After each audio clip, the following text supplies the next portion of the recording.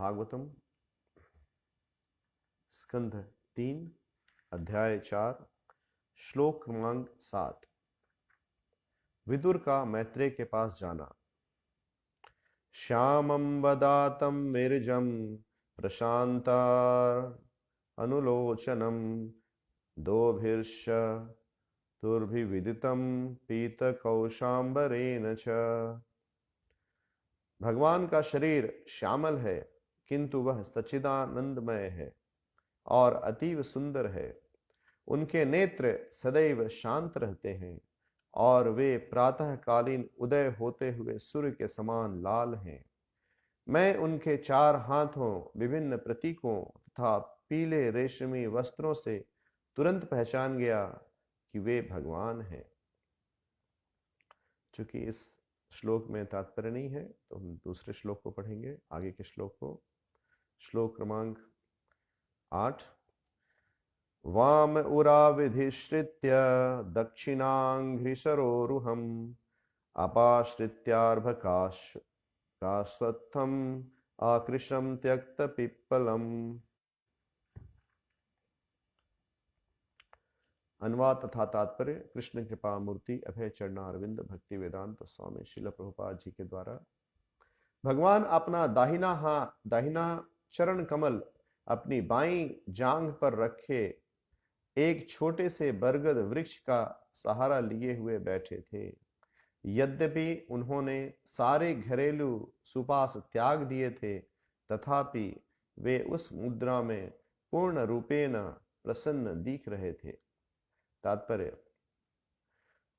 श्रील विश्वनाथ चक्रवर्ती ठाकुर के अनुसार भगवान की बैठने की मुद्रा नए बरगद के पेड़ पर पीठ टिकाए भी अर्थपूर्ण है। बरगद का पेड़ अश्वत्थ इसलिए कहलाता है क्योंकि यह तुरंत नहीं नष्ट होता, यह अनेकानेक वर्षों तक जीवित रहता है। इस पेड़ के पांव तथा उनकी शक्तियां भौतिक अवयव हैं, जिनकी संख्या 5 है: पृथ्वी, जल, अग्नि, वायु तथा आकाश। बरगद के पेड़ द्वारा प्रदर्शित भौतिक शक्तियां भगवान की बहिरंगा शक्तियों की प्रतिफल है, अतएव वे उनकी पीठ के पीछे रखी गई है। चूंकि यह ब्रह्मांड सबसे छोटा है, इसलिए बरगद के वृक्ष को छोटा या शिशु कहा गया है। त्यक्त पिपलम सूचित करता है कि अब वे इस छोटे से ब्रह्मांड में अपनी लीलाएं समाप्त कर चुके थे, किंतु भगवान नित्य तथा सदैव आनंदमय रहते हैं, इसलिए उनके द्वारा किसी वस्तु को त्यागने या स्वीकार करने में कोई अंतर नहीं है। अब भगवान इस ब्रह्मांड को त्यागने तथा किसी अन्य ब्रह्मांड में जाने के लिए तैयार थे। जिस तरह सूर्य किसी एक लोक में उदय होता है और उसी समय दूसरे में अस्त होता है, किंतु इससे उसकी अपनी स्थिति परिवर्तित नहीं होती। हरे कृष्ण। वाम उराव विधिश्रित्य दक्षिणांघ्रि सरोरुहम अपाश्रित्यार्भकाश्वत्थम अकृशम त्यक्त पिप्पलम। भगवान अपना दाहिना चरण कमल अपनी बाईं जांघ पर रखे एक छोटे से बरगद वृक्ष का सहारा लिए हुए बैठे थे। यद्यपि उन्होंने सारे घरेलू सुपास त्याग दिए थे, तथापि वे उस मुद्रा में पूर्ण रूपेण प्रसन्न दिख रहे थे। तो यहाँ इन दोनों श्लोकों में, एक श्लोक में भगवान के सुंदर दिव्य रूप का वर्णन हुआ है, जिसमें यहाँ पर उद्धव जी जो हैं विदुर को बता रहे हैं कि किस प्रकार वो कृष्ण से मिले और कृष्ण ने उनको संबोधित किया, और भगवान श्री कृष्ण ने उन्हें, पिछले के श्लोक में हमने देखा कि उन्हें बद्रिकाश्रम जाने के लिए कहा कि वहां जाकर आप नर नारायण ऋषि और उनके भक्तों के साथ उनका संग लेकर आध्यात्मिक प्रगति करो। और उस समय जब भगवान का उन्होंने दर्शन किया तो भगवान का जो सुंदर रूप है उसका वर्णन आता है कि भगवान का शरीर श्यामल है, किंतु वह सच्चिदानंदमय है और अतीव सुंदर है। उनके नेत्र सदैव शांत रहते हैं और वे प्रातःकालीन उदय होते हुए सूर्य के समान लाल हैं। मैं उनके चार हाथों, विभिन्न प्रतीकों तथा पीले रेशमी वस्त्रों से तुरंत पहचान गया कि वे भगवान हैं। तो यहाँ भगवान श्री कृष्ण प्रभास क्षेत्र में अब अपनी लीला को समाप्त करने का जो है उनके जो समाप्ति की लीला है इस भौतिक जगत में, उसका यहाँ वर्णन आ रहा है। और उस समय भगवान का जो सुंदर रूप है, जैसा कि यहाँ उद्धव विदुर जी को बता रहे हैं, तो जो भगवान है वो अपनी लीला को समाप्त करने के समय में वो अपने दाहिने चरण कमल को अपनी बाएं जंघा पर रखे थे और एक बरगद का वृक्ष, अश्वत्थ वृक्ष है, उसका सहारा लेकर बैठे थे। और भगवान जो है एक सन्यासी की भांति प्रकट हो रहे थे, क्योंकि उन्होंने सब कुछ त्याग दिया था, लेकिन उस मुद्रा में भगवान जो है पूर्ण रूपेण प्रसन्न दिख रहे थे। भगवान जो है आनंदमय अभ्यासात, कृष्ण कभी जो है हमेशा आनंद में रहते हैं। भगवान जो है वो आत्मा राम है, इसलिए वो हमेशा प्रसन्न रहते हैं और उनको कोई भी बाह्य अपने आनंद के लिए कोई भी बाह्य वस्तु की आवश्यकता नहीं होती है। तो यहाँ जब वो अपनी लीला को समाप्त कर रहे हैं, उस समय भगवान का जो मुद्रा है, भगवान का जो मुखमंडल है, बहुत ही प्रसन्न दिखाई पड़ रहा है, ऐसा उद्धव जी विदुर जी को बता रहे हैं। और यहाँ तात्पर्य में श्रील प्रभुपाद बता रहे हैं कि विश्वनाथ चक्रवर्ती ठाकुर कहते हैं कि भगवान की जो बैठने की ये मुद्रा है कि नए बरगद के पेड़ के पीछे पीठ को टिकाकर और वो बैठे हैं। और श्रील प्रभुपाद यहाँ तात्पर्य में बता रहे हैं कि जो बरगद का वृक्ष है उसके तरफ पीठ किया है भगवान ने। भगवान का जो मुख है वह जो है सामने है और पीठ जो है वो बरगद के वृक्ष की तरफ है। और यहाँ बता रहे हैं कि ये जो बरगद का जो वृक्ष है इसे अश्वत्थ कहा जाता है, क्योंकि यह जो है जल्दी नष्ट नहीं होता है और अनेक अनेक वर्षों तक जीवित रहता है। और इस पेड़ के जो पांव हैं वो उनकी शक्तियां हैं, उनके और जो है ये भौतिक जगत है। तो बरगद का जो पेड़ है और बरगद का जो पेड़ की जो विभिन्न अंग हैं उसे भौतिक शक्ति बताया गया है यहाँ पर। और बरगद का पेड़, यहाँ श्रील प्रभुपाद लिखते हैं, बरगद के पेड़ द्वारा प्रदर्शित भौतिक शक्तियां भगवान की बहिरंगा शक्ति की प्रतिफल है, अतएव वे उनकी पीठ के पीछे रखी गई हैं। तो यह जो बरगद का वृक्ष है यह बहिरंगा शक्ति को सूचित कर रहा है और इसलिए भगवान ने उसे अपने पीठ की तरफ रखा है, अपने सन्मुख नहीं रखा है, उसके अपने पीछे रखा है। तो जैसे कि हम जानते हैं कि बरगद के वृक्ष की तुलना इस भौतिक संसार से दिया गया है, मटेरियल वर्ल्ड से दिया गया है।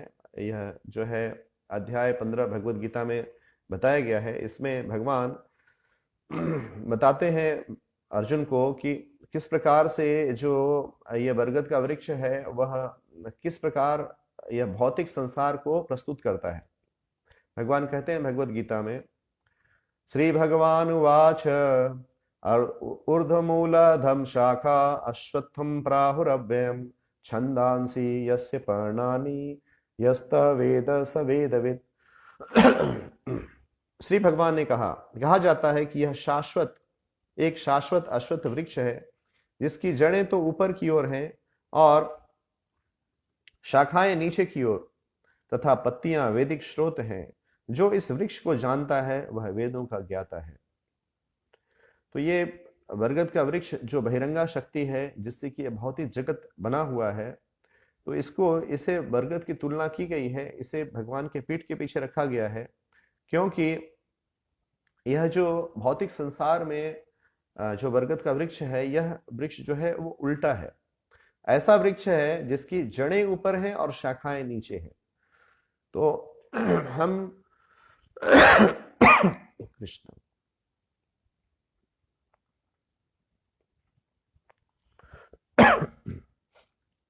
हमें इस संसार में किसी भी ऐसे वृक्ष की अनुभूति नहीं है जिसके की जड़ें ऊपर हों और शाखाएं नीचे हो। हमने ऐसे वृक्ष को देखा नहीं है, इसकी जड़ें ऊपर की ओर जाती हो।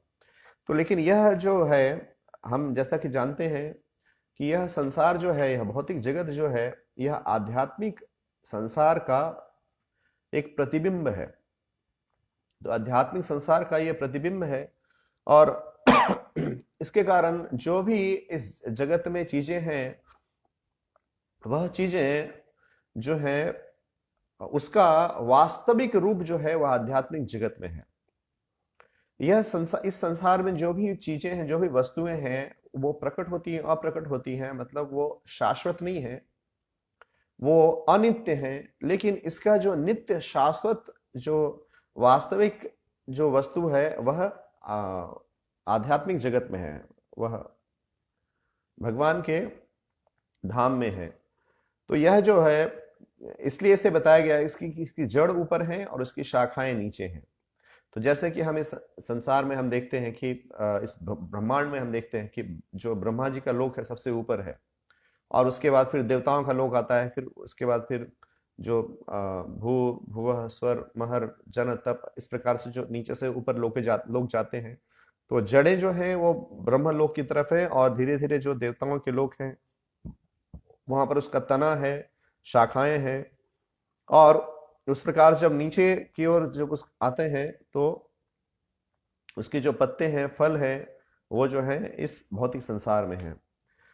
तो यहाँ श्रील प्रभुपाद बताते हैं कि यह वृक्ष वास्तविक वृक्ष का प्रतिबिंब होने के कारण वास्तविक प्रतिरूप है। आध्यात्मिक जगत में सब कुछ है। ब्रह्म को निर्विशेषवादी इस भौतिक वृक्ष का मूल मानते हैं, और सांख्य दर्शन के अनुसार इसी मूल को से पहले प्रकृति, पुरुष, और तब 3 गुण निकलते हैं, और फिर 5 स्थूल तत्व, फिर 10 इंद्रियां, मन इत्यादि।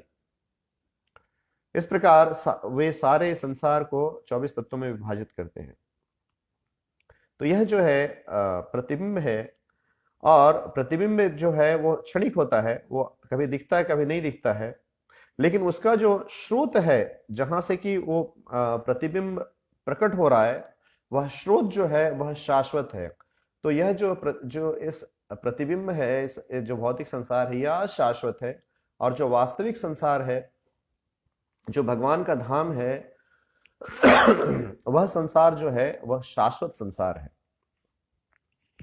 तो हम इस जो भौतिक जगत है, इसे यहाँ कहा गया है कि बरगद का वृक्ष है, और संसार जो प्रतिबिंब है, यह हमें इसको बताने के लिए जो प्रतिबिंब का जो संसार है, इस बात का द्योतक है कि यह संसार जो है, यह संसार वास्तविक संसार नहीं है। वास्तविक संसार कहने का अर्थ क्या है? यह संसार जो है, भौतिक जगत जो है, यह शाश्वत नहीं है, और यह जो है संसार भगवान के बहिरंगा शक्ति के द्वारा प्रकट होता है। और इसलिए यहाँ जो जीव हैं, जो इस संसार में जीव सुख और दुख भोग रहे हैं, यह संसार शाश्वत रूप से उन जीवों का निवास स्थान नहीं है। सभी जीवों का जो निवास स्थान है वो भगवान का धाम है, वो भगवान का आध्यात्मिक जगत है। यह जो भौतिक संसार है, यह थोड़े समय के लिए है, या अशाश्वत है, टेम्पररी है। इसलिए जीव को यहाँ पर हमेशा एक शाश्वत जीवन को बिताने का प्रयास नहीं करना चाहिए, क्योंकि यह जगत स्वयं से ही शाश्वत नहीं है। यह जगत जो है वो तो प्रतिबिंब है। यहाँ कह रहे हैं, बता रहे हैं कि प्रतिबिंब कभी प्रकट होता है, कभी अप्रकट होता है, कभी दिखाई पड़ता है, कभी दिखाई नहीं पड़ता है, लेकिन उसका जो वास्तविक वस्तु है वह शाश्वत है। इसलिए इस संसार में हम देखते हैं कि जो जीव हैं वह भौतिक आसक्ति के कारण इसी जगत को शाश्वत समझ बैठते हैं, और इस जगत में ही आनंद उठाने का प्रयास करते हैं। हालांकि इस प्रयास में उन्हें नाना प्रकार की कठिनाई और दुखों को झेलना पड़ता है, फिर भी अज्ञानतावश, ज्ञान नहीं होने के कारण वो इसी संसार को शाश्वत बनाने का प्रयास करते हैं। परंतु यह जो संसार है वह अशाश्वत है। इसलिए जीव को चेष्टा करना है कि वह इस संसार से परे जाकर वो भगवत धाम जाए, जहां की वह भगवान के साथ उसका नित्य शाश्वत संबंध में वो स्थित होता है। तो इसी कड़ी में भगवान आगे बताते हैं अर्जुन को, अश्वत्थ अधश्वशोर्ध्वं प्रसितस्तस्य शाखा गुना प्रवृद्धा विषय प्रवाला अधस्य मूलान अनुसून्ततानि कर्मानुबंधीनि मनुष्य लोके। इस वृक्ष की शाखाएं ऊपर तथा नीचे फैली हुई हैं और प्रकृति के तीन गुणों द्वारा पोषित हैं, इसलिए टहनियां इंद्रिय विषय है। इस वृक्ष की जड़ें नीचे की ओर भी जाती हैं, जो मानव समाज के सकाम कर्मों से बंधी हुई हैं। तो यहाँ ये इसकी व्याख्या आगे भगवान कह रहे हैं कि जो है यह शाखा जो है इसकी जड़ें ऊपर हैं, जो कि ऊपर का जगत है, ऊपर के लोग हैं, और नीचे जो है उनकी शाखाएं जो नीचे फैली हुई हैं उसमें विभिन्न योनियां रहती हैं, यथा मनुष्य, पशु, घोड़े, ये सब रहती हैं। और ये सभी वृक्ष की शाखाओं के निचले भाग में स्थित है, लेकिन ऊपर की भाग में जीवों की उच्च योनियां हैं, जैसे देव, गंधर्व इत्यादि। और यहां कह रहे हैं कि जो है अधश्य ऊर्ध्वम प्रसितस्य शाखा गुना प्रविद्धा विषय प्रवाला। जैसे एक वृक्ष को जो पोषण होता है, वृक्ष का पोषण जल से होता है, लेकिन यह जो वृक्ष है, अश्वत्थ का वृक्ष जो है, जो कि उल्टा है, जिसकी जड़ ऊपर है और शाखाएं नीचे हैं, उसका पोषण जो होता है गुण प्रविद्धा विषय प्रवाला, उसका पोषण प्रकृति के तीन गुणों द्वारा होता है। तो कभी कभी हम देखते हैं कि जल भाव से कोई कोई भूखंड वीरान हो जाता है, तो कोई खंड लहराता है। इसी प्रकार जहां प्रकृति के किन्हीं विशेष गुणों का अनुपातिक आधिक्य होता है, वहां उसी रूप से जीवों की योनियां प्रकट होती हैं। तो यहाँ श्रील प्रभुपाद बता रहे हैं कि यह प्रकृति के तीन गुण जो हैं वो इस अश्वत्थ के वृक्ष को पोषते हैं, और जहां पर जिस प्रकार से इन गुणों का प्रभाव होता है, जहां पर जो गुण ज्यादा होते हैं, उसी प्रकार से वो योनियां जो हैं वो प्रकट होती हैं। जैसे हम इस धरा में देखते हैं, संसार में देखते हैं कि कुछ योनियां जो हैं वो सत्व गुण में है, कुछ योनियां रजोगुण में है, और कुछ योनियां जो हैं वो तमोगुण में है। जैसे यदि हम पशुओं को देखेंगे तो पशु में जैसे गाय है वो सत्व गुण में है, और जैसे जो बाघ है, घोड़ा है, ये सब जो है रजोगुण में है, और जैसे जो सुअर है, भालू है, वो जो है वो तमोगुणी प्राणी है। तो उसी प्रकार जो वृक्ष हैं, जो फल के वृक्ष हैं, वो जो जैसे आम है, बरगद है, ये सारे वृक्ष जो है सत्व गुण में हैं, और कुछ वृक्ष जो है रजोगुण में है, और कटीले जो वृक्ष हैं वो तमोगुण में है। तो इस प्रकार भगवत गीता में इसका वर्णन आता है कि जिस प्रकार से जिन गुणों का प्रभाव अधिक होता है, उसी प्रकार से उसके अनुरूप ही जीवों की योनियां प्रकट होती हैं। तो अलग अलग योनियां भी अलग अलग गुणों में है, और मनुष्य जो है, मनुष्य योनि जो है, उसे दिया गया है कि वो सत्व गुण में स्थित हो सके, और सत्व गुण में स्थित होकर वो समझ सके कि जो इंद्रिय विषय वस्तु है, इसको भोग के मैं प्रसन्न नहीं हो सकूंगा, या मेरे जीवन के संतुष्टि को प्राप्त नहीं कर सकूंगा, इसलिए मुझे विभिन्न इंद्रिय भोग से आसक्त नहीं होना है। और इस प्रकार से वो जीव जो है उस वृक्ष को और तीन गुणों के प्रभाव को मनुष्य समझ सके, और यह समझ सके कि जो है जो वृक्ष के मैं अलग अलग फलों को मैं चख रहा हूँ, खा रहा हूँ, इससे क्या हो रहा है कि जो मैं आनंद उठाने का जो चेष्टा कर रहा हूँ, तो यह जो सकाम कर्म है, यह जो मुझे कर्म बांध में और अत्यधिक बांध रहा है।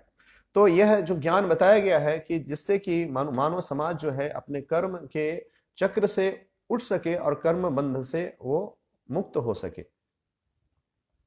और आगे भगवान बताते हैं अर्जुन को, न रूपमस्येह ततोपलभ्यते नान्तो न चार्दिन च समाप्रतिष्ठा अश्वत्थमेनं सुविरूढ़मूलम् असंग शस्त्रेण दृढ़ेन चित्वा तत्तः पदं तत्परिमार्गव्यतव्यम् यस्मिन् गता न निवर्तन्ति भूयः तमेव चाद्यं पुरुषं प्रपद्ये यत्तः प्रवृत्ति प्रसिता पुराणी। इस वृक्ष के वास्तविक स्वरूप का अनुभव इस जगत में नहीं किया जा सकता है। कोई भी नहीं समझ सकता कि इसका आदि कहाँ है, अंत कहाँ है, या इसका आधार कहाँ है। लेकिन मनुष्य को चाहिए कि इस दृढ़ मूल वाले वृक्ष को विरक्ति के शस्त्र से काट गिराए। तत्पश्चात उसे ऐसे स्थान की खोज करनी चाहिए जहां जाकर लौटना ना पड़े, और जहां उस भगवान की शरण ग्रहण कर ली जाए, जिससे अनादि काल से प्रत्येक वस्तु का सूत्रपात तथा विस्तार होता है। तो यहां भगवान बता रहे हैं कि यह जो न रूपमस्य ततोपलभ्यते नान्तो चचार दिन न च संप्रतिष्ठा अश्वत्थमेनं सुवर्णो मूलम असन्न शस्त्रेण जहन्य छत्वा। तो यह जो वृक्ष है, इसका मूल कहाँ से आया, इसका आधार कहाँ है, कितना इसका फैलाव है, कहाँ तक है, इसे हम नहीं समझ सकते हैं। जैसे हम अपने शक्ति से यदि हम इस सृष्टि को समझने का प्रयास करें तो ये हमारे लिए संभव नहीं है, क्योंकि ये जगत जो है इसका फैलाव कितना है, ये कहाँ तक है, ऊपर जगत कहाँ तक है, नीचे जगत कहाँ तक है। तो इसे हम अपनी शक्ति से, अपने चिंतन से इसे नहीं समझ सकते हैं, क्योंकि जो भगवान है असमौर्ध्व है, वो जो है वो उनके समान कोई नहीं है, और जो भगवान जो है वो अधोक्षज है, वो हमारी इंद्रियों से परे है। उसी प्रकार जो भगवान की सृष्टि है, भगवान के द्वारा जो बनाई गई सृष्टि है, उसे भी हम अपने चिंतन से नहीं समझ सकते हैं, इसलिए उसे हमें शास्त्रानुसार समझना है। तो यहाँ भगवान बता रहे हैं कि इसे कोई समझ नहीं सकता कि जड़ कहाँ है, आधार कहाँ है, कहाँ तक इसका फैलाव है। इसे समझने में प्रत्येक व्यक्ति जो है वो असमर्थ है। और इसलिए वो कह रहे हैं कि जैसे यदि हम ये समझेंगे कि संसार में हम कैसे, हमारा जन्म हुआ, कैसे हम प्रकट हुए, किस प्रकार के कर्म हमने किया, जो कर्म बंधन जो है हमारा कैसा है, क्यों मैं दुख भोग रहा हूँ, ये जो दुख भोग रहा हूँ किस प्रकार के कर्मों का प्रतिफल है, तो ये सभी चीजों को समझना एक जीव के लिए असंभव है, वो नहीं समझ सकता है। इसलिए क्योंकि ये जो है, ये विषय जो है वो अचिंत्य विषय है, चिंतन से नहीं समझा जा सकता है। इसलिए इन विषयों को हम शास्त्र के द्वारा समझते हैं। तो शास्त्र में कहा जा रहा है, भगवत गीता में भगवान कह रहे हैं कि इसे ढूंढने का, जानने का प्रयास मत करो कि कहां से इसकी जड़ है, कहां इसकी शाखाएं कहां तक गई हुई है, क्योंकि इसे हम समझ नहीं सकते हैं। लेकिन हम इस वृक्ष पे जो है उसके बंधन को काट सकते हैं। वो कैसे काट सकते हैं, तो कह रहे हैं कि असंग शस्त्रे न दृढ़ न चित्वा। हमें यहां भगवान कह रहे हैं कि इस वृक्ष के वास्तविक स्वरूप का अनुभव इस जगत में नहीं किया जा सकता है, क्योंकि वास्तविक स्वरूप जो है वृक्ष का वो तो आध्यात्मिक जगत में है। यह संसार तो सिर्फ एक प्रतिबिंब है, और जहां तक इसका आधार कहाँ है उसको हम नहीं समझ सकते हैं। तो यहां कह रहे हैं कि इस वृक्ष को हम कैसे काट सकते हैं, कि इसको विरक्ति के शस्त्र से काटा जा सकता है। तो यहाँ भगवान कह रहे हैं कि एक तो इस जो वृक्ष से जो आसक्ति है, जो भौतिक संसार से जो आसक्ति है, उस आसक्ति को हम जो है विरक्ति के शस्त्र से काट सकते हैं। असंगेन, यहाँ कह रहे हैं कि असंग शस्त्रे न दृढ़ न चित्वा, हम दृढ़ता पूर्वक जो है वो ये जो वृक्ष जो है, जो इतना दृढ़ है, इसे हम काट सकते हैं असंग शस्त्रे न, विरक्ति के हथियार से, विरक्ति के शस्त्र से इस संसार के बंधन को काटा जा सकता है। और इस जड़ को, इस वृक्ष को क्यों काटना है, क्योंकि यह वृक्ष जो है, जो कर्म का चक्र है, यह जो है यह निरंतर जीव को बांधता रहता है, निरंतर वो जीव को बांधता रहता है। क्योंकि ये जो यहाँ पर इस भौतिक संसार में मनुष्य सकाम कर्म करता है, वो अपनी इंद्रियों को भोगने के लिए इस प्रकार से इंद्रिय भोग में फंस कर वो सकाम कर्मों को करता है, और इस प्रकार अपने कर्म को जनित करता है, और उस अपने ही जनित, जो उसके सकाम कर्म द्वारा जो जनित कर्म है, उसके बंधन में वो निरंतर फंसता रहता है। इतना फंसता रहता है कि उससे निकलने का कोई मार्ग नहीं है। वो सोचे कि जड़ कहाँ है वहां से निकलूं, और नीचे कहाँ तक है फैला है वहां से निकलूं, तो वो संभव नहीं है। तो भगवान कह रहे कि संसार में जो बंधे हुए जीव हैं, वो उससे क्या करना चाहिए कि असंग, मतलब वैराग्य के या विरक्ति के अस्त्र से उसे काट देना चाहिए। और विरक्ति के अस्त्र से काट कर क्या करना चाहिए? तो तत्तः पदम तत्परिमार्गतव्यम यस्मिन् गता न निवर्तन्ति भूयः। तो एक ऐसे स्थान का शोध करना चाहिए, एक ऐसे स्थान को ढूंढना चाहिए जहां पर कि एक कर्म बंधन नहीं है और जहां जाने के बाद तत्तः पदम तत्परिमार्गतव्यम यस्मिन् गता न निवर्तन्ति भूयः, यानी एक ऐसे स्थान को प्राप्त हो जो स्थान से हम वापस नहीं आ सकते हैं। तो ऐसे स्थान को हम कैसे प्राप्त करेंगे? तो तमेव चाद्यम पुरुषम प्रपद्ये यतः प्रवृत्ति प्रसिता पुरानी। तो हम जब उस भगवान के शरण को ग्रहण करेंगे, तमेव चाद्यम पुरुषम प्रपद्ये, जब हमें भगवान अर्जुन करेंगे उस पुरुष के चरण कमलों का आश्रय ग्रहण करो, उससे क्या होगा कि कौन से पुरुष? तो यतः प्रवृत्ति परिस्थिता पुरानी, वो वैसे पुरुष जिनका अनादि काल से प्रत्येक वस्तु का सूत्रपात हुआ है और विस्तार हुआ है, जिनसे कि इस वृक्ष का, आध्यात्मिक जगत का और भौतिक जगत का जो विस्तार हुआ है, जिसके आदि हैं, उनके शरण को ग्रहण करो। और उनके शरण को ग्रहण करके जो विरक्ति के शस्त्र से इस भौतिक जो वृक्ष है इसे काट डालो। तो यहां दो बातें बता रहे हैं भगवान कि एक तो हम विरक्ति के शस्त्र से इस संसार के बंधन को काटें, और संसार के जब विरक्ति से संसार के बंधन को काटेंगे तो हम, वो विरक्ति कैसे प्रकट होगी? तो तमेव चाद्यम पुरुषम प्रपद्ये, यह विरक्ति प्रकट तब होगी जब हम भगवान जो हैं, जिनसे कि यत्ता प्रवृत्ति प्रसिता पुराण, जिनसे समस्त जगत का प्राकट्य हुआ है, उनको जब हम शरण में जाएंगे, जब उनको हम समर्पित होंगे, तब हमें विरक्ति आएगी और उस विरक्ति के अस्त्र से हम इस सांसारिक बंधन को काट सकते हैं। तो यह जो बंधन है, इसे काटना क्यों आवश्यक है? क्योंकि जीव देखता है कि इस संसार में मैं आनंद को ढूंढने का प्रयास कर रहा हूं, लेकिन यहां मुझे कोई भी प्रकार का जो है आनंद नहीं प्राप्त हो रहा है। वास्तव में इस संसार में सुख जो है वो एक संसार का जो सुख है वो एक तरह की भ्रांति है जो जीव को निरंतर भ्रमित करके रखती है। जीव को इस संसार का जो सुख है, इंद्रिय तृप्ति का जो सुख है, वो जीव को संतुष्ट नहीं करता है, परंतु उसे एक भ्रामक स्थिति में डालता है और उस भ्रम में, वो सुख के भ्रम में पड़कर वो जो मिथ्या सुख है उसे बार बार और पाने का चेष्टा करता है। हालांकि वो देखता है कि यह जो मिथ्या सुख है ये मुझे कभी भी सुखी नहीं कर पा रहा है, कभी भी वास्तविकता में मेरे हृदय में सुख और संतोष का अनुभव कभी नहीं हुआ। मैं अपनी इंद्रियों को अनंत काल से विभिन्न योनियों में तृप्त करने का प्रयास कर रहा हूं, अभी भी प्रयास कर रहा हूं और आज तक मेरी इंद्रियां कभी तृप्त नहीं हुई है।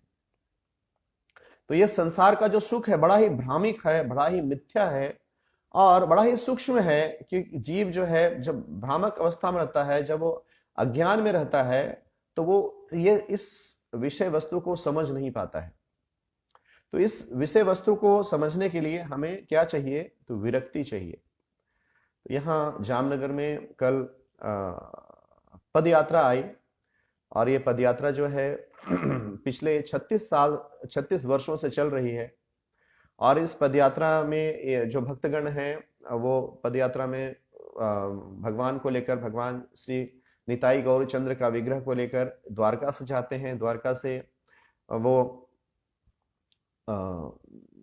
चलते चलते गांव भ्रमण करते हुए वो बद्रीनाथ जाते हैं और बद्रीनाथ से फिर नीचे आते हैं मथुरा, वृंदावन और विभिन्न तीर्थ स्थानों का भ्रमण करते हुए वो मायापुर और वहां से फिर जगन्नाथपुरी आते हैं और जगन्नाथपुरी से वो रामेश्वरम आते हैं और रामेश्वरम से तिरुपति और दूसरे जो स्थान है अहोबिलम और दूसरे स्थान होते हुए, और वहां से फिर वो कन्याकुमारी होते हुए, पंढरपुर होते हुए फिर द्वारका जाते हैं। और इस प्रकार वो पूरा एक 4 धाम को भ्रमण करने में जो है 10 वर्ष लगते हैं उनको। और अभी ये जो है इस बार जो यात्रा है अभी यहाँ जामनगर में 2011 में आई थी और 2021 के प्रथम में पहली बार आ रही है, और 5 बार उनका जो है पूरा हो चुका है, और ये छठी बार वो फिर द्वारका से अभी यात्रा के लिए निकले हैं।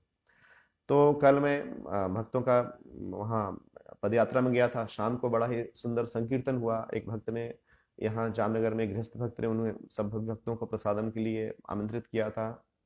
तो सब भक्तगण प्रसाद लेकर और इतना सुंदर कीर्तन कर रहे थे भगवान गौर निताई को देखकर। और जो रथ का जो बैल था वो भी इतना प्रसन्नचित्त लग रहा था, एकदम शांत और प्रसन्नचित्त लग रहा था। और इतना सुंदर संकीर्तन हो रहा था गौर निताई के सामने, मानो कि जैसे कि कोई उत्सव हो रहा हो। और उसके बाद एक भक्त हैं, तो उन भक्त को जो है नंदोबार जाना था, तो उन्होंने कहा कि मैंने कहा प्रभु जी मैं आपको स्टेशन छोड़ दूंगा। तो प्रभु जी से मैं बात कर रहा था, तो हम पदयात्रा के विषय में बात कर रहे थे। वो प्रभु जी जो है पिछले 12 वर्ष से पदयात्रा में सेवा कर रहे हैं।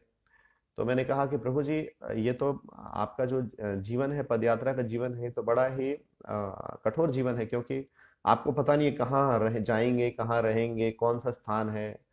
तो प्रभु जी ने कहा कि ये वास्तव में जो जीवन है ये सन्यासी का जीवन है, प्रव्रजिकाचार्य का जीवन है, क्योंकि हम किसी भी चीज से आसक्त नहीं हो सकते हैं, सिर्फ भगवान और उनकी सेवा से ही आसक्त होते हैं। इसमें उनके नाम से और उनकी सेवा से आसक्त होते हैं। क्योंकि एक स्थान में है, एक स्थान में वो ज्यादा से ज्यादा 2 रात रुकते हैं, वहां पर संकीर्तन करते हैं, पुस्तक वितरण करते हैं, प्रसाद बनाते हैं, प्रसाद बांटते हैं, और जो कुछ भी लक्ष्मी इकट्ठा होती है उससे फिर आगे सेवा करने के लिए आगे जाते हैं। और प्रतिदिन वो 10 किलोमीटर जाते हैं। तो यह जो है वो किसी भी स्थान से किसी भी भौतिक सुविधा से वो आसक्त नहीं है। तो मैंने कहा प्रभु जी ये तो कठोर जीवन है। तो प्रभु जी ने कहा कि देखो ऐसा है कि इसमें जो है भौतिक सुविधा नहीं है, लेकिन आध्यात्मिक आनंद है। और भौतिक संसार में क्या है कि भौतिक संसार में भौतिक सुविधा तो है, लेकिन आनंद नहीं है। आध्यात्मिक आनंद तो छोड़ दीजिए, जो मिथ्या आनंद है वो तो भ्रामक है, वो तो जीव को भ्रम में रखता है। और यह वो उस भ्रम में वो ये सोचता है कि हाँ शायद अभी मैं प्रसन्न नहीं हूं, अभी सुखी नहीं हूं, आगे मैं सुखी हो जाऊंगा। और वो इस प्रकार से वो संघर्ष करता रहता है। प्रकृति क्रियमाणानि गुणै कर्माणि सर्वशः अहंकार विमूढ़ात्मा करता हम इति मन्यते।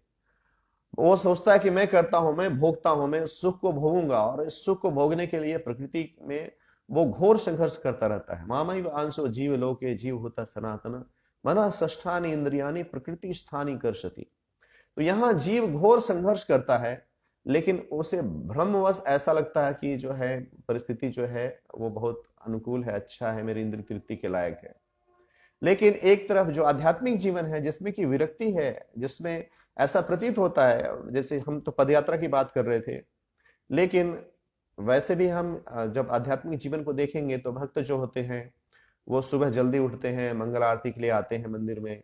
जो भक्त मंदिर में नहीं आ पाते हैं, वो भक्त जो है सुबह जल्दी उठते हैं और परिवार के साथ वो सुबह उठकर भगवान के नाम का जप करते हैं, अपने घर में मंगल आरती करते हैं, जप करते हैं। और उसके बाद वो अपना जो गृहस्थ भक्त हैं वो सेवा करते हैं, अपना जो नौकरी व्यवसाय वो करते हैं। फिर संध्या के समय फिर वो भक्तों का संग लेते हैं, सेवा करते हैं, पुस्तक वितरण करते हैं, प्रचार करते हैं। तो कोई व्यक्ति सोचेगा कि इसके जीवन में भौतिक आनंद कहाँ है, वो तो दिन रात तो ये गधे के समान काम कर रहा है। कोई व्यक्ति जो भक्त नहीं है वो ऐसा सोचेगा। और लेकिन वास्तव में एक आनंदित कौन है? तो वास्तव में आनंद वही भक्त है जिसने कि असंग शस्त्रेण दृढ़ेन चित्वा, जिसने अपने भौतिक बंधनों को काट दिया है, जो कि भगवान से आसक्त हो गया है। और भगवान से उसकी आसक्ति ऐसी है कि वो रात को 12 बजे भी सोएगा फिर भी वो मंगल आरती उठेगा, क्योंकि उसको वो रस मिल रहा है, उसको टेस्ट मिल रहा है। तो ये वास्तव में जो सुख है, जो वह आध्यात्मिक सुख है, वो आध्यात्मिक आनंद है। और वो तभी प्राप्त होता है कि जब हम भगवान के शरणागत होते हैं, जब हम भगवान को समर्पित होते हैं और भगवान के सेवा से आसक्त होते हैं, अपनी इंद्रियों को जब भगवान की सेवा में लगाते हैं, तब हमें वास्तविक सुख का अनुभव होता है, वास्तविक सुख की अनुभूति होती है। और यह सुख ऐसा होता है कि हम इसे किसी भी चीजों से हम उसको कॉम्प्रोमाइज नहीं करते हैं। रात को हम कितने बजे उठते हैं? हम सुबह उठते हैं, मंगल आरती, भगवान का दर्शन किए बिना नहीं रह सकते हैं, मंगल आरती किए बिना नहीं रह सकते हैं, भगवान का नाम जप किए बिना नहीं रह सकते हैं, भगवान की सेवा किए बिना नहीं रह सकते हैं। तो यह कैसे संभव होता है? एक सांसारी व्यक्ति को जो भौतिक रूप से आसक्त है, उसे तो ये बड़ा विस्मयकारी लगेगा कि कैसे जो है रात को लेट सो कर भी सुबह भक्त उठ रहे हैं, किसके लिए उठ रहे हैं। वो तो उसको तो वो सोचता है कि सो जाना ही जो है, ऐसे कहते हैं कि इंग्लिश में कहावत है, इग्नोरेंस इज ब्लिस। सोते रहो तो आनंद में रहो, ऐसा लोगों का भ्रम है। लेकिन शिला प्रभुपाद कहते हैं कि नहीं, नींद जो है वेस्ट ऑफ टाइम, इसलिए हमें उतना ही लेना चाहिए जितना कि आवश्यक है, बाकी समय कृष्ण सेवा में करना चाहिए। तो वास्तव में जब हम जैसे जैसे हम भगवान की सेवा से और हम आसक्त होते जाते हैं, उसी अनुपात में हम जो है असंग शस्त्रेना, जो हमारे जो भौतिक बंधन है वो कटते जाते हैं। और इस प्रकार जो भक्त है वो धीरे धीरे भगवान के धाम की तरह वो उन्नति करता है, वो भक्ति में उन्नति करता है और भगवान के धाम का अधिकारी बनता है। तो यहाँ इस अश्वत्थ के वृक्ष के रूप में भगवान बता रहे हैं कि यह जो है भगवान का, जैसे भगवान ने वृक्ष का सहारा जो लिया है, टेक कर बैठे हैं, वो भगवान की पीठ की तरफ है, भगवान के मुख की तरफ नहीं है। तो अश्वत्थ वृक्ष का, वृक्ष में वो जीव हैं जो भगवान से विमुख हो चुके हैं, जो भगवान के सम्मुख नहीं है। तो हम विमुख होकर नाना प्रकार के हम इंद्रिय भोग को प्राप्त करने के अभिलाषी हैं इस संसार में। लेकिन ये अभिलाषा, ये जो कभी भी जो है वो तृप्त नहीं होती, क्योंकि यह जो सुख है यह भ्रामक है, यह मिथ्या है, मिथ्या सुख है। तो इसलिए हमें इस शास्त्र की दी हुई इस दृष्टांत को समझना है कि यह जो किस प्रकार का यह वृक्ष जो है इसका कोई आदि अंत नहीं है, और हमें किस प्रकार इसे काटना है। यदि हम इसे नहीं काटेंगे तो हम संसार के सकाम कर्म के कर्म बंधनों से विमुक्त कभी भी नहीं हो सकेंगे, कभी भी विमुक्त नहीं हो सकेंगे। इसलिए इसे काटना है और यह समझना है कि यह संसार का जो सुख है किस प्रकार से भ्रामक है, और हम कितना भी प्रयास कर ले, कितने भी व्यवस्था बना लें, वो भौतिक व्यवस्था जो है जीव को कभी भी सुखी और संतुष्ट नहीं बना सकती है, कोई भी व्यवस्था नहीं बना सकती है। जैसे कोई व्यक्ति होता है, वो सोचता है कि मैं बिजनेस खड़ा करूंगा और बिजनेस से इतना मैं ऐसा मेहनत करूंगा, इतना प्रॉफिट आएगा।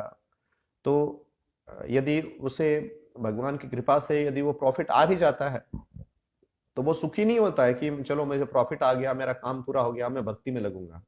वो सोचता है अच्छा मुझे प्रॉफिट आया है, अब मैं इसे और फैलाऊंगा और इसे बढ़ाऊंगा, और जब और उसको बढ़ाता है तो फिर उसे और सफलता मिलती है, और इस प्रकार वो सफलता से बंध जाता है, और उसके बाद फिर और फैलाता है, और कभी उसको सफलता मिलती है तो वो आनंदित हो जाता है, और जब विफलता मिलती है, उस बिजनेस में लॉस हो जाता है तो दुखी हो जाता है। और इस प्रकार से उसको और फैलाने में और उसके सकाम कर्मों के जाल में बढ़ जाते जाते जाते उसे ये नहीं पता चलता है कि मेरा जीवन तो नष्ट हो रहा है, मेरा जीवन जो है कहाँ जा रहा है। प्रत्येक क्षण दिन जो है वो बीत रहा है, महीने साल बीत रहे हैं, और मैं मृत्यु के मुख में समा रहा हूँ, काल के मुख में समा रहा हूँ, वो उसे दिखाई नहीं पड़ता है। वो इस बात को समझ नहीं पाता है कि यह जीवन जो मुझे दिया गया था, यह तो भगवान की भक्ति के लिए दी गई थी। यह मुझे जीवन इसलिए दिया गया था कि ताकि मैं संसार के बंधनों से स्वयं को मुक्त कर सकूं और भगवत धाम जा सकूं। इसलिए मनुष्य जन्म दिया गया था, क्योंकि मनुष्य जन्म में जो हम कार्य करते हैं, जैसे कि कहा गया कि आहार निद्रा भय मैथुनश्च समान एतद पशुभिः नराणाम धर्मो हितेषाम अधिको विशेषो धर्मे नहीं ना पशुभिः समाना। तो मनुष्य जो है वो आहार निद्रा भय मैथुन करके वो इंद्रियों को भोग करने का प्रयास कर रहा है, और ये सोच रहा है कि इस इंद्रिय भोग से मैं प्रसन्न हो जाऊंगा, मैं सुखी हो जाऊंगा, मेरा जीवन जो है अच्छा हो जाएगा। लेकिन ये जो इंद्रिय भोग जो है तो पशु भी करते हैं, ये तो पशु योनि में प्राप्त है। और जिस व्यक्ति को एक ज्ञान है कि मैं 84 लाख योनियों में यही करके आया हूं, अब मनुष्य जो मुझे प्राप्त हुआ है, मुझे जो मनुष्य योनि प्राप्त हुई है, इस जो जिस इंद्रियों को मैं भोगने का चेष्टा कर रहा हूं, इसकी चेष्टा मैंने पहले 84 लाख योनियों में की है, और वहां से मुझे संतुष्टि नहीं मिली, और आज भी मैं वही चेष्टा कर रहा हूं, पुनः पुनः चर्वित चर्वणानाम। प्रहलाद महाराज कहते हैं मतिर्न कृष्ण परतः सतोबा मिधोपि पद्येत गृहावताना अदंत गोभीर विशताम तमिश्रम पुनः पुनः शर्वित चर्वना नाम। तो हम जो है अज्ञान अवश्य जो हैं वो उसी इंद्रिय भोग को हम चूसने का प्रयास कर रहे हैं, जिसको हमने कितने अनेकानेक जन्मों में चूसा है और उससे हम कभी रस नहीं मिला, हमें कभी संतुष्ट नहीं हुए। तो आज क्या गारंटी है कि हमें वो मिलेगा और हम कभी सुखी हो सकेंगे भविष्य में। तो जीव जो है वो जो कभी भविष्य की बातों को सोचता है, कभी पूर्व की बातों को सोचता है, और इस प्रकार से वो जो उसका जीवन जो है वो निरंतर क्षीण होता जाता है। जिससे जो आज वर्तमान है, इसी क्षण जो है वो जो है भूतकाल बन गया। प्रत्येक क्षण जो हमारे जीवन में आता रहता है वो भूतकाल बनता जाता है। तो इसलिए हमें ये सोचना चाहिए कि आज मुझे ये क्षण है, आज मैं कृष्ण को स्मरण करूं और इस प्रकार से मैं जीवन को जीऊं कि जिससे कि मेरा जीवन जो है वो भगवान की सेवा में अर्पित हो सके और जिससे कि मैं अपने इस मनुष्य जन्म के मैं सर्वोच्च लक्ष्य को प्राप्त कर सकूं। तो मनुष्य जन्म का जो लक्ष्य है, जो मनुष्य जन्म जिस हेतु के लिए दिया गया है, उसे भगवान यहाँ कह रहे हैं कि ततः पदम नाथ परिमार्गतव्यम यस्मिन गताना निवर्तन्ति भूय। भगवान कह रहे हैं कि जीव को चाहिए, मनुष्य को चाहिए कि हम उस पद को ढूंढें, भगवान के उस चरण कमल को ढूंढें, उस स्थान को खोज करें, भगवान का जो धाम है उसकी खोज करें कि जहां से यस्मिन गताना निवर्तन्ति भूयः, जहां जिसको प्राप्त करने के बाद हम इस संसार के भौतिक बंधनों में वापस नहीं बनते हैं। हम नित्य जो है भगवान के धाम जाकर भगवान की नित्य सेवा में निरंतर लगे रहते हैं। तो यह जो है ये ज्ञान है और जब तक जीव को यह ज्ञान नहीं होता है तब तक वो स्वयं को शरीर समझकर और नाना प्रकार से शरीर को इंद्रिय भोग दिलाने का वो प्रयत्न करता रहता है। लेकिन वास्तव में हम शरीर नहीं है, तो हम शरीर को संतुष्ट करके हम कैसे स्वयं को संतुष्ट कर सकेंगे? क्योंकि जीव का जो वास्तविक जो रूप है वह तो आत्मा है और आत्मा का जो वास्तविक चेतना है वो कृष्ण भावना भावित चेतना है। कृष्णमयी चेतना जो है आत्मा का मूल चेतना है और इस जगत में जो है वो आवृत्त हो गया है, जो ज्ञान है वो आवृत्त हो गया है और इसलिए अज्ञानवश जीव यह समझता है कि मैं मनुष्य हूं और जो देहात्म बुद्धि का जो बोध होता है उससे देह को स्वयं समझकर अपने देह के जो इंद्रिय की भोग की जो इच्छा है वो इंद्रियों के माध्यम से अपनी इच्छाओं को तृप्त करने का चेष्टा करता है और इस चेष्टा में जीव कभी भी सफल नहीं होता है। हम देखते हैं कि हम कभी सफल नहीं हुए, हमारे जो माता पिता हैं वो कभी सफल नहीं हुए, जो पास पड़ोस के लोग हैं, सगे संबंधी हैं, वो कभी सफल नहीं हुए। तो संसार में कोई भी व्यक्ति इंद्रिय भोग की में सफल नहीं हुआ है। तो इस बात का क्या अनुमान है कि गारंटी कि हम सफल हो सकेंगे? लेकिन माया जो है, जो भ्रम है, वो हमें भगवान की जो बहिरंगा शक्ति है, वो देवी शक्ति जो है उसे पार पाना बहुत कठिन है, अत्यंत कठिन है। क्योंकि ये भगवान की ही शक्ति है, जो जीव को आवृत्त किया हुआ शक्ति है, यह भी भगवान की शक्ति है। तो जीव अपने शक्ति से, अपने सामर्थ्य से इस जो भ्रामक शक्ति है, भगवान की माया शक्ति है, उसे पार नहीं पा सकता, उसे काट नहीं सकता है। भगवान कहते हैं दैवी ही ऐसा गुणमयी मम माया दुरत्य। तो यह जो दुरत्य है इसे पार पाना जीव के बस की बात नहीं है, संभव नहीं है। लेकिन भगवान कहते हैं मामेव ए प्रपद्यते मायाम एताम तरन्तिते।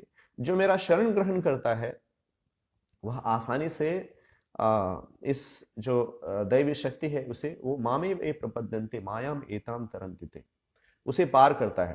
तो भगवान की शक्ति, जो शक्ति है बहिरंगा शक्ति है, जिसे यहाँ बताया गया कि जो भगवान के पीठ की तरफ है, भगवान से के सम्मुख नहीं है लेकिन पीछे है, यह शक्ति जो है, माया शक्ति जो है, वो बहुत ही मायावी है। माया का अनुवाद करते हैं, शब्द माया का अनुवाद श्रील प्रभुपाद ने कहा है कि दैट विच इज नॉट, जो वह वस्तु जो नहीं है।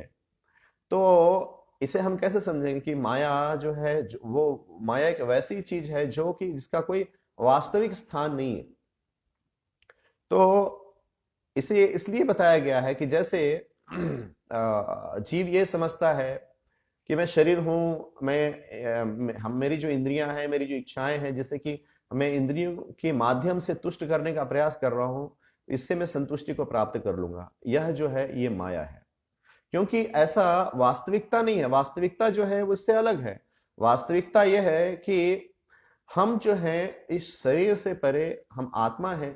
शरीर जो है जो स्थूल शरीर और सूक्ष्म शरीर दोनों, भूमि रापो नलो वायु खम मनो बुद्धि रेव च अहंकार तीयम में भिन्ना प्रकृतिरष्टता। भगवान कह रहे हैं कि ये जो मेरी जो प्रकृति है, भिन्न प्रकृति है, इससे परे अपरयमितस्त्व न्याम प्रकृतिम विद्धि में पराम जीव भूता महाभावो एदम धार्यते जगत। तो जीव जो है इससे परे है। इसलिए जीव, अभी हमारी चेतना कलुषित हो गई, अभी हमारी चेतना आध्यात्म बुद्धि में है। देह को आत्म समझकर ऐसी बुद्धि से हम देह को इंद्रियों के माध्यम से तुष्ट करने का चेष्टा कर रहे हैं, लेकिन यह जो है यही माया है।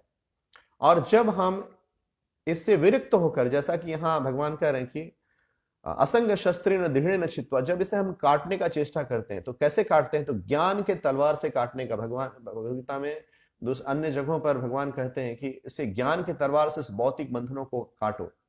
तो हम इसे जानकर, इसे पढ़कर, इसका अध्ययन करके और आचार्यों से श्रवण करके इसमें हम समझते हैं कि जो है किस प्रकार हम बंधे हुए हैं संसार में और किस प्रकार हम अपने भौतिक बंधनों को काट सकते हैं।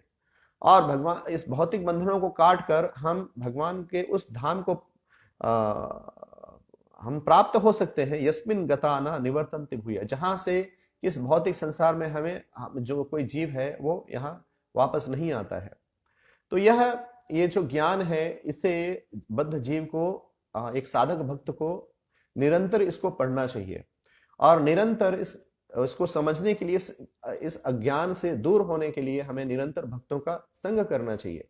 जब हम भक्तों के संग में रहेंगे तो भक्तों के संग में जब भक्तगण एकत्रित होते हैं तो वो इस ज्ञान को एक दूसरे के साथ बांटते हैं। मच्चिदा मतगतः प्राणा बोधयन्तः परस्परम कथयन्तश्च माम नित्यम तुष्यन्ति च रमन्ति च।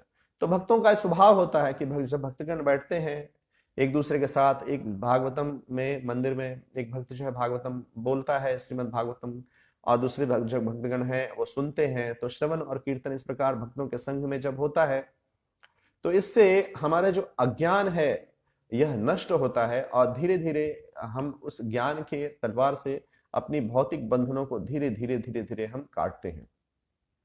इसलिए यह आवश्यक है कि हम नित्य भक्तों का संग करें, क्योंकि जैसे ही हम भक्तों के संगति से दूर जाते हैं, ये जो भौतिक बंधन का जो है, ये जो अज्ञान का जो आवरण है, फिर से हमारी आंखों को ढकने लगता है। फिर से हमारी आंखों को ढकने लगता है। भौतिक बंधन जो है, जो सकाम कर्म की जो इच्छा है हमारे हृदय में फिर से स्थान लेने लगती, उदय होने लगता है। इसलिए भक्त को चाहिए कि हम निरंतर भक्तों का संग करें, जिससे कि हम इस अज्ञान से, जो ये अज्ञान है जो हमारी आंखों को आवृत किया हुआ है, जिससे कि हम ठीक से देख नहीं पाते हैं, तो ये आवरण जो है वो भक्तों के संग में भगवान की कृपा से ये हटे और हम विरक्ति के जो ज्ञान है, तलवार है, उससे हम अपने भौतिक बंधनों को काटें और जिससे कि हम भगवान के शरणागत हो सके।